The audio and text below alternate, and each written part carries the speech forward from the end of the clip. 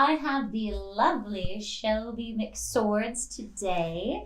So to give you a little background about Shelby, Shelby did go into musical theater and has had some wonderful experiences and training. And now Shelby is a teacher at Ride School of Music. We're so happy to have her here and sharing a wealth of knowledge and a wealth of just experience and heart and so many wonderful things. So today we are going to talk a little bit about the process. But first, could you just give us a little rundown of a little bit about your history and going into college and a little bit about that? Yeah. So I grew up doing a lot of theater, a lot of performance. I remember having some solo in church when I was younger for a Christmas pageant thing, and that was probably not the beginning, that as my parents knew, but the beginning is from what I knew of performing, and I always loved it. My twin and I did it together.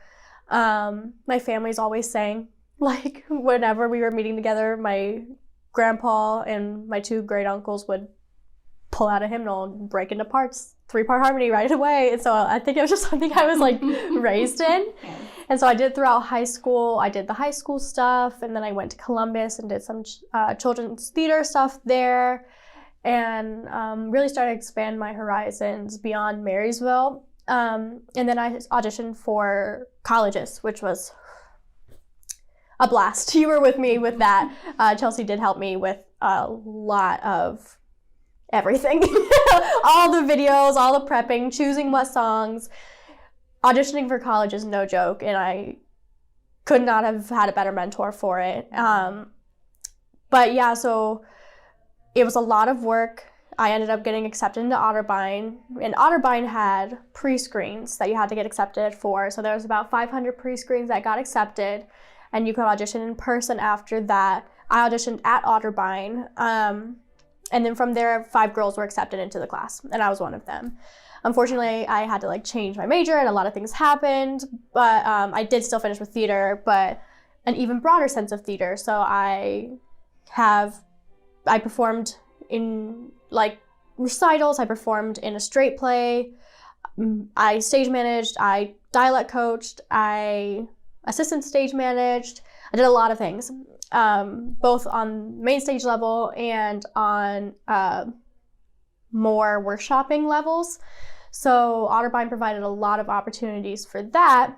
And since then, I don't know, I've had a lot of opportunities, but I've been really appreciative to be here and share those lessons and that knowledge with younger folks and encourage them to explore all sorts of facets of theater, whether that's performing, which was where my heart was in the beginning, or even stage managing, which is a lot of what I do now, and anywhere in between. So I help with acting and just, all that jazz. So it's been really awesome to be able to learn, and then come back and teach. Yes, for sure. Yeah. And one thing that we had recently, which was one of the reasons I really wanted Shelby to come on here and talk to you, is we are doing Children of Eden. And that has so many ages. And so 4th grade up through adult. We have a 69-year-old. Yes, we do. Cast. Justice for Jim. # Yes, we love him. Yes. We love him. And one thing that was very, very clear was Shelby's process in callbacks. And I mean, granted, amazing talent already, right? But there's definitely some little things, and I think some little tools that Shelby has in her toolbox. And I really, really hope that this can be helpful for some people, because Shelby in callbacks just nails it. There's just so much passion, there's so much energy, there's confidence, and there's digging deep into the things that other people are just kind of freaking out about in their head. Yeah. And so I really want to dig into a little bit about, from the time that you find out that you have a callback, or maybe even before, what that process is like for you. Yeah. So for me, the process of understanding a character, which is what the process of a callback starts with for me, that actually begins at the audition. if I'm auditioning for a show, that means I see myself playing some sort of role, and I have a goal of some sort of role. And so I work to understand that role as much as I can, and I work to understand the show in general as much as I can. And that was taught, I learned that in Otterbein from Melissa Lesher. We do a lot of text analysis. Gross, cut that. we do a lot of, text analysis and understanding the character, not a specific scene or a specific song that sounds really, really good, although that would be a goal. Like, yes, I know I can sing those notes, so I want to be able to do that. That's important, but what's even more important is understanding, I don't know, kind of guess why the song is being sung in the first place. What really matters to me is knowing where the character's head is at, knowing what happens in the moment before, because callback sides are just bits, like seemingly random bits of the show, but it's been chosen for a reason. And so you have to, my biggest piece of advice would be know the script. And I understand that can be daunting, but if you at least know the synopsis and where a scene is happening before you go into the callback, you know what happens in the moment before, you know where the character is, what the objectives are, what you aim to achieve, and the goals you have, because chances are callback sides will be showing different aspects of said character, because no character is one-dimensional, even in the most musically of musicals where it just seems to be song and dance. These characters are created with something in mind, so you have to understand at least what your own perception is of that character, because that's another added layer. You might not, and you should never think that you are a character. You always bring your own self into a character, because a character is just what it is on page. You have the ability to animate that. But you have to know what you bring to that character that makes it different. And that's another thing to be aware of, is that when you see decisions being made, or even if you're in the callback room and certain people are being brought back and maybe you're not, maybe you don't have very basically the look that they're looking for. Mm-hmm. And there's nothing you can do about that. Mm-hmm. You came prepared with what you have, what you bring, and they may have loved that. That's the reason you got the callback in the first place. You should feel comfortable with that, knowing that they loved whatever interpretation you brought in with your audition. But then understanding that your perception of the character in the show is not necessarily the director's perceptions of the characters in the show. It all changes. It's theater. It's objective. Yes. So, yeah. Yes. One thing I really loved about your callback specifically is sometimes, because callback material can be given very last minute. Yes. Right? Yes. And which can be stressful. And so I want to definitely talk about that and how to work through that. Yeah. But also something that you did is that your performance of, and see, I call it performance, your callback mm-hmm. of Spark of Creation mm-hmm. was phenomenal. And you had so much energy, and you had so much that you brought to the table. How were you able to think about that or get to that place in that moment for the callbacks? What immediately comes to mind is, how do you get to Carnegie Hall? You practice, practice, practice. Mm-hmm. And you just have to, I know you get it in a really short time, but if you want something, you will put in that practice, and you will drill it until you know the version you're bringing in is a version you will be proud of, no matter the results, mm-hmm. no matter what the casting is. Be like, okay, I know I want to showcase this riff or this note really, really well, so I'm going to drill that. Mm-hmm. I'm going to repeat until I feel like I can do this in my sleep. Yeah. That is always a goal of mine. Of course, very rarely will you be asked to come in with a callback memorized, especially if you're handed it or given it after the audition, and the callback's often 24 hours, 48 hours after. But you have to familiarize yourself with it and understand what at least that scene is. Mm-hmm. At least that song is asking or sharing about the character. With Spark of Creation, it was, in the beginning, it's beyond. What is beyond? And understanding my wonder, what I seek what I feel. Like, where's my beyond? And for me, I think of when I was first falling head over heels in love with theater, what that feeling was, that anxiety, that anxious, like, nervousness right before you go on stage, and then you're on stage and it's just, you know what I mean? It's like indescribable. It's just energy. It's just light. It's so exciting. And that's how you know where you're supposed to be. But like, I knew that experience is what I had to bring to my rendition of Spark of Creation. That was a very long answer, but that was awesome. Yes. And then in the audition, and what I'm hearing you saying, and I think it's really important to bring this out, is that you were so prepared in advance that you weren't having to think about what note is this supposed to be or the words. Exactly. You were completely memorized. Yeah. Which means you had to start your preparation when you heard that they were going to be Children of Eden audition. Yes. Instead of just like, oh crap, I was given this thing, but you were like, this is what they gave. Yeah, that's another Otterbein training. As soon as they announce the shows for the next year, you do your homework. Before you do any sort of auditions, you read the script. You at least read the parts of the script that your character is in, because it is hard. You know, we're in school, we're working, we're doing a lot of different things. But as soon as you have a show that you are interested in, you should know it. Yes. You should become best friends with that show. Yes. I think a process that we usually do in lessons here is that we hear, okay, what is the show? And then we look at the vocal songs that person sings in. And then usually what I'll do is I'll be like, okay, let's find the highest stuff that person has to do, especially if they're expected to belt or to mix or to do something crazy. And then also probably some of the climactic parts within the character if they're in the music. Yeah.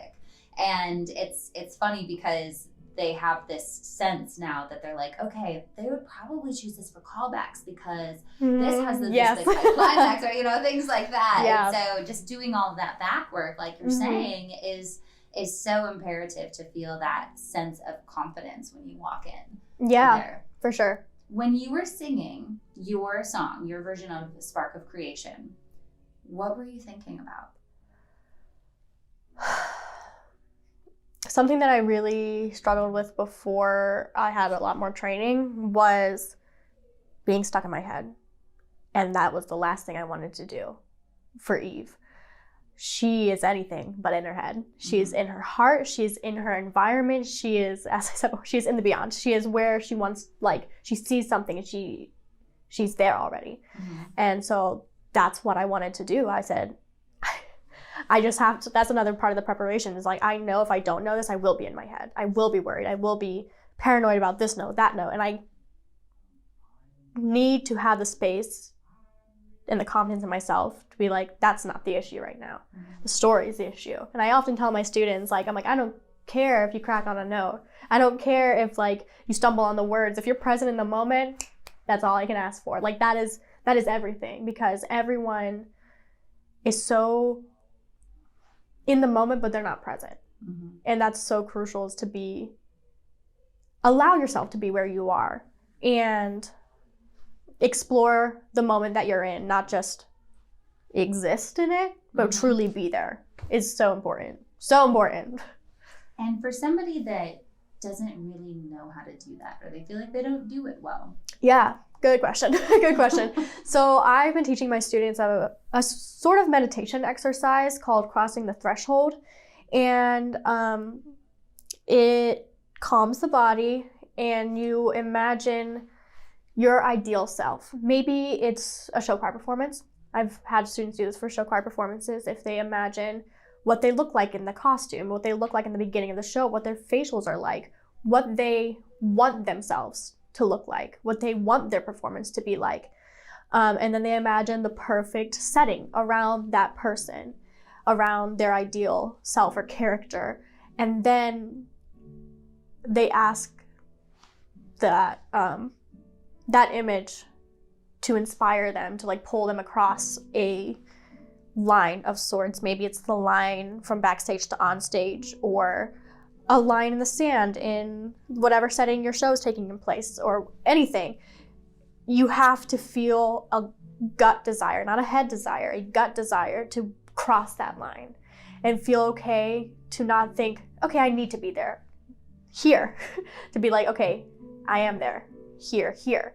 It's a difference of embracing versus mentally planning, I think, if that makes sense. Mm-hmm. And so in that moment, you're saying you've already had, that version has pulled you across already. Yeah. Okay. So then once you step into it, you're like, you allow yourself to become that. Because oftentimes you're like, no, there's this barrier here. And I'm like, no, you just crossed that barrier. Mm-hmm. There's nothing there to stop you. There shouldn't be anything there to stop you. Why would there be anything there to stop you from being your best self? If there's anything there, it's probably your own mental, like what I'm saying, get out of your head. And I'm not sure if when the professor introduced that idea of crossing the threshold to us, I'm not sure if that was their intention, but that's what I took away from it. Mm-hmm. And it's been massive for helping me with stage fright, which is something that I deal with for auditions, callbacks, performing all the time. Even when I get a new student, I get nervous, but I have to just ground myself. I'm like, okay, who do I want to be in this moment? And now I will be that person. Not a matter of, oh, I can. No, I will. So. What a beautiful exercise. And can we just take a moment and realize how important that is? Because I feel like there are so many struggles of self-sabotage. They're like, no, I can't do this, or I'm not good enough, or I don't deserve that. Right, and that knocks that out of the ballgame. Yeah, I have a student, and I love her so much. I have a tendency to stop and start my students, be like, okay, let's catch the problem right here. Let's address it. To the point where now she's started to do that. She'll go, nope. And I just go, honey, just take a step back, close your eyes and cross the threshold. And she does it, she shakes it off, and it's a completely different scene. It's so important because, especially in acting, if you start finding yourself doing the monologue or the scene the exact same way, you're no longer living in the moment. You're no longer acting, reacting. You're, creating something that's plastic. I always ask my students to be wet clay. Don't let the clay dry. Allow yourself to be malleable. Only in the performance can you consider letting it dry. But even in the next performance, you might want to change something again. So, in crossing the threshold as an exercise allows yourself to recognize where you are in the moment, recognize what you are capable of in the moment, and how that today versus yesterday will impact your rehearsal, your practice, your performance, anything like that. That's beautiful. That's really beautiful. And I had one more question I wanted to ask you when we were talking about callbacks is, maybe you've had an experience that can help with this, but for the people that feel like they don't receive a callback, mm-hmm. and then all of a sudden things go inward and they feel like, oh, I did something wrong, or I heard it maybe in the room if there's callbacks where other people are singing, and then they're like, oh crap, that she knocked it out of the park, okay. And in that moment, their confidence just done. Yeah, it's something that I'm still guilty of. I still have to work on that all the time when I hear someone that's just killing it. As a teacher, now I'm really proud of oh, they're killing it right now, but I'm also a little bit of competition there. It's it's interesting, but as always, especially if you've already gone, that's out of your hands. You've done what you can, and you have to. Have to is a strong word, but in order to be okay, you have to say, I have done my best. It is out of my hands. Maybe I can take notes from this person. Maybe I can improve on next time. Maybe I can learn. But look at it that way. Look at it as, what can I learn versus, oh, that was better. No, it was different. Right. No, it was just different. And even if you do know all the notes, maybe the way someone was so emotional that their voice cracked won them the role. Idina Menzel, when she was called back for Elphaba, cracked on the top note of Defying Gravity, said a very not okay word, said, can I start over? And that bought her the part. She didn't nail the note at first. It was her devotion, her drive for that part, that moment, that won it. So, and it's, like I said, theater's objective. It's not always what you think it is or what you think it should be. There's a vision that you might understand that the directors might not even understand it at that point. They're working to build it, and there's only so much you can control. So just be at peace with that and yourself. And if you've done the work, know that you've done it well. I love that. And I love the word different. Yes. Let's just talk, like, because there's so many times where it's like, oh, better, this person, the better. No. But different. I love that, because then it also gives some creativity on the other side. If you're a director, this director might want a different vision for that same character than this one, and then this one. And exactly. You have like 5 people in a room casting the same thing. It's probably going to be all different. Yeah, exactly. I mean, even with, like, I remember, like, show choir auditions, like, for solos, I would hear something and be like, oh, I should have done that. But then what I can do, they can't necessarily do. But what they can do, I can't necessarily do. We all have different strengths. Like, what is it saying? Like, it's about, like skills tests or, like, standardized testing. Like, you can't test a fish's ability to climb a tree. Like, do you know what I mean? Yes. They are completely different creatures. You and the person standing next to you in callbacks, you might have a lot of things that's similar. Like, even your appearance might be similar, but your backgrounds, what you have to bring to this role, are totally different. And that's okay. That's good. That's why we do theater. It's because you can do the same show 1,000 times, but with a single different person. It's a totally different show, and it's beautiful. So I love that. This is so much. Yes, I know. Oh, thank you so much, Shelby. Of course. Is there anything else before we end? Is there anything else that you can think of as sort of ending remarks for maybe somebody that has just gone through a callback and maybe it didn't go so well, or maybe they're preparing for upcoming auditions of some sort, and something to just take with them? I think the biggest piece of advice I ever got, and the biggest advice I can give forward is, I mean, in any situation, be the best version of you. And don't sacrifice yourself in order to play a character. You inform the character. So you can never separate yourself from the two. But at the same time, you can never become the other. You are yourself. You are only yourself and what you have to offer. So meet yourself where you are and go from there. That's beautiful. Yeah. Beautiful. Well, thank you, Shelby. Thanks Of for joining course. us. And by the way, Shelby has lessons for openings, but not very many. Not very many. She's busy. But Yes. if you want to work with Shelby, whether it's singing or acting or theater or stage management, anything Yes, please. basically in the realm of theater and music, you can work with Shelby. So Yes, that'd be great. yes, awesome. All right, thanks. Thank you. I want you to imagine what it would be like if you had so much focus, so much zen, so much peace, so much calmness, and so much excitement at the same time before a performance. As in, like, you're not getting in your head, you're not freaking out, you're not becoming a basket case, or you're not a hot mess. So if you feel like sometimes that is you, imagine what it would feel like if that wasn't the case, if that wasn't a problem anymore. It would be pretty awesome, right? So what is the first step to that?